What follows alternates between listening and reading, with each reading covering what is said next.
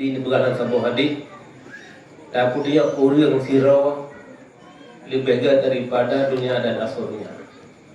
Sirau itu bau domba kebajikan yang lebih muyumnya daripada dunia dan serta isinya. Membaca bahasa buku karangan atau orang karangan judul pendampingan ini terapu jasun inggir itu.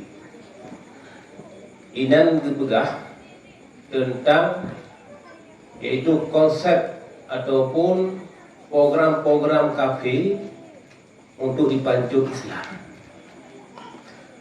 Bukunya mantap, tapi diceritakan tentang program kerajaan kafe Inggris untuk dipancu Islam sebelum bubarnya Turki Utsmani.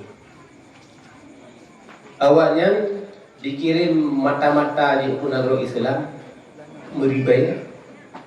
Papat negara Islam yang kuat-kuat dikirim mata-mata orientalis. Yang inti di untuk dijak pelajari kekuatan Islam. Karena barangkali bentuk perlawanan, orang tinju, main bola dan sebagainya, tetap urungnya mempelajari kekuatan dan kelemahan lawan. Pada kekuatan, pada kelemahan. Kekuatan mencari kekuatan untuk berpancu, gemitra kelemahan untuk mengembangkan besar kelemahannya.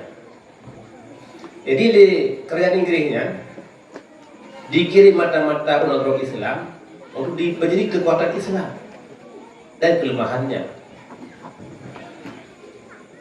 Dalam bukunya disimpulkan oleh orientalisnya dari negara-negara yang akan dimasuk kita idam untuk Turki 20 dia kekuatan Islam. Dan kelemahan tak pula kekuatan mantap karena wate bab abi yang panjang itu lah. Di antara kekuatan Islam yang diperhitungkan oleh TKP adalah Islam mengajak umatnya untuk beri pendidikan agama kepada anak. Wajib. Yang wajib dia terhurunci perenung agama kepada anak, akidah, ibadah dan akhlak. Yang kepada Islam. Yang kedua, Islam mewajibkan urung Islam farduin.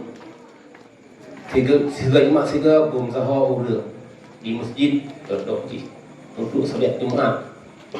Dalam Jumatnya kesempatan untuk mensapat urang dan kedengar nasihat-nasihat kekuatan Islam. Sampai sedang berjamaah di Wali Mangga. Yang kedua kekuatan Islam mewajibkan umatnya untuk amar ma'ruf nahi munkar. Peduli kepada lingkungan. Wajib patih ro wajib yoga. Wajib tham ro dan tham go. Ro wajib piuh daripada salah dan go pun wajib tham daripada salah. Nahi munkar. Wajib. Beda belah sama yang wajib raya. Amar ma'ruf nahi munkar wajib raya. Di antara bina wajib yang raya termasuk wajib amar ma'ruf nahi munkar. Islam dah menjanjikan setiap orang yang ajak buat kebajikan adalah ala khairi kafailih. Orang yang ajak buat kebajikan akan mendapat pahala bagi yang mengajak, lagi pahala bagi orang yang membuat kebajikan tersebut. Jadinya semangat. Jadi orang buat orang semua pun itu sudah bagi ya, yang tak boleh. Yang nakut adalah ala khairi. Orang yang ajak kau buat kebajikan. Orang-orang yang gak musibahnya. Semuanya misi Nabi. Buat Nabi. Hana buat yang lebih berat daripada buat Nabi. Itu semua buat. Jadi modalnya maka modal dunia aja dah hana, tapi modal semangat agama adalah ala khairi kafailih. Maka poro dan malam apapun keadaan sibuk dan sebagainya tetap sumubutnya tetap jalan. Ya. Jadi tiga tu kamu lagi Pak Abi untuk lebih semangat kepada anak gut, semangat kepada urus semoga, semangat kepada urus yang tuha yang jemaah Sultadin untuk tetap dengan sungguh bak ikut pengajian Sultadin kit malam itu. Dinya mantap harapan dan